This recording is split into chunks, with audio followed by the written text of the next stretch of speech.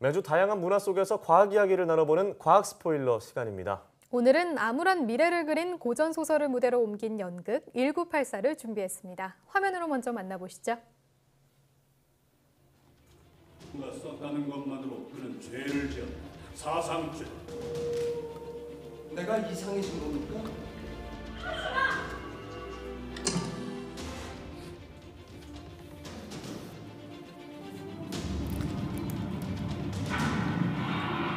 이건 기록입니다.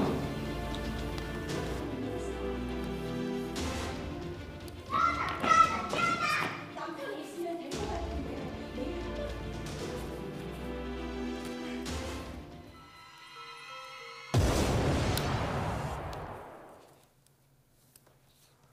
네, 오늘도 양회영 기자와 함께하겠습니다. 안녕하세요. 네, 안녕하세요. 네, 오랜만에 연극 이야기를 준비해 오셨는데요. 네.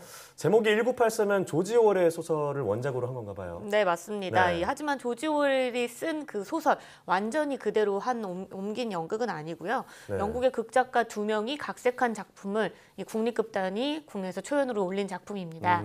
이 줄거리 자체는 원작과는 뭐 크게 다르지 않아요. 주인공 윈스턴이 이제 전체의 어떤 전체주의를 하고 있는 당을 의심하게 되면서 이 통제에서 벗어나기 위해 스스로는 노력을 엄청나게 하지만 결국 처참한 결과를 맞는다. 뭐 이런 줄거리의 내용은 같습니다. 네. 네, 이 소설 1984는 지금도 세계 각국에서 영화나 연극으로 관객들과 만나고 있는 작품인데요. 네.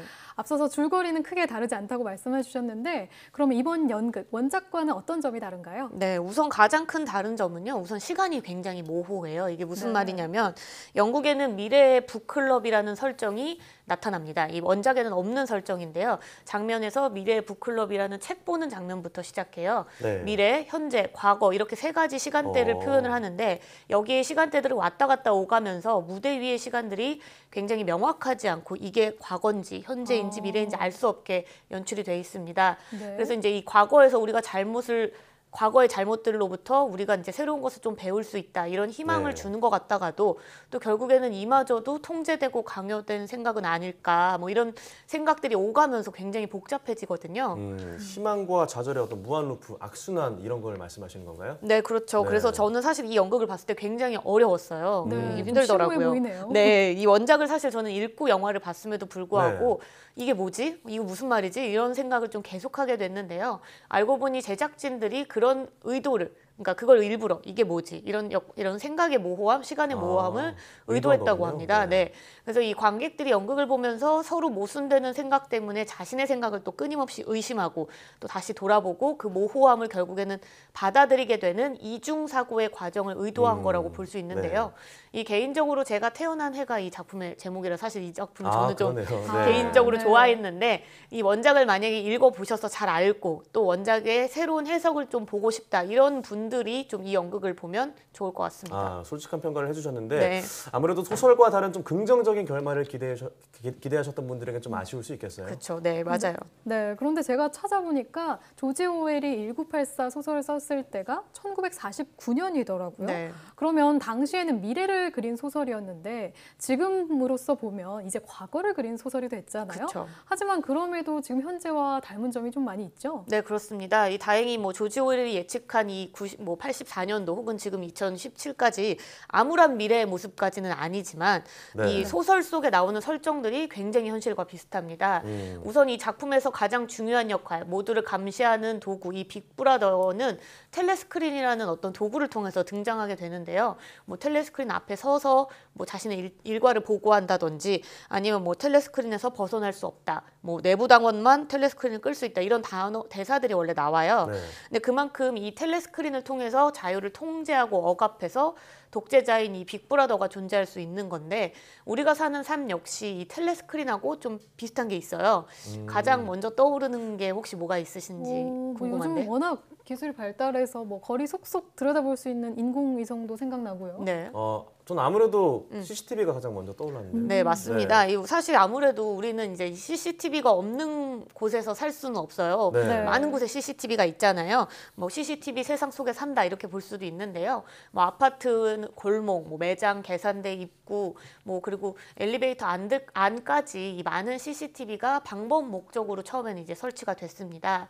뭐 지하철, 버스, 택시 할 거 없이 교통수단에는 블랙박스가 또 설치돼 있잖아요. 네, 사고 네. 기록도 되고 범죄나 사건 사고의 증거로도 활용이 되고 있죠.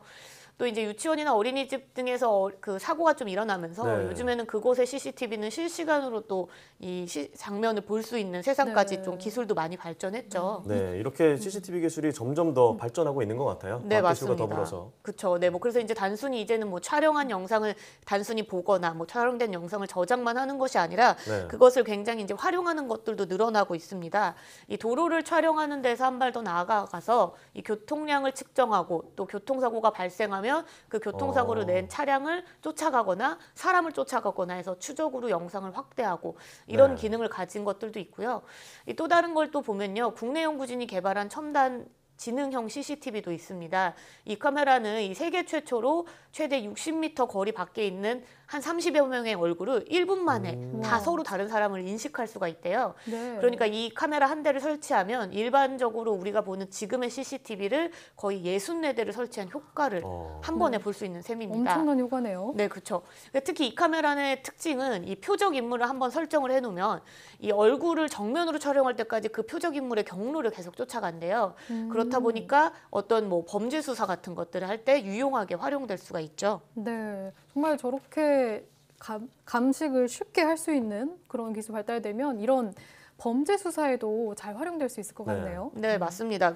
물론 이제 범죄에 가장 활용하기가 좋아서 범인을 찾거나 뭐 문제를 해결하는 데 가장 좋지만 문제는 그렇지 않은 일반인들은 내가 원하지 않을 때 혹은 뭐 벗어나고 싶을 때 그런 것들을 선택할 수 없이 무조건적으로 CCTV에 찍힌다는 거잖아요. 네, 그렇죠. 이제 CCTV가 없는 세상은 좀 상상이 안 될 정도로 그렇죠. 많죠. 네, 네, 뭐 이게 사실 찍히고 있는지 없는지도 알 수 없고요. 또 네. 게다가 요즘에 이제 집에 설치하는 소형 CCTV, 뭐 아이들이나 뭐 반려동물 때문에 설치하는 CCTV도 이 해킹을 당해서 집안을 몰래 훔쳐보는 사람들도 뭐 붙잡힌 적도 있었어요.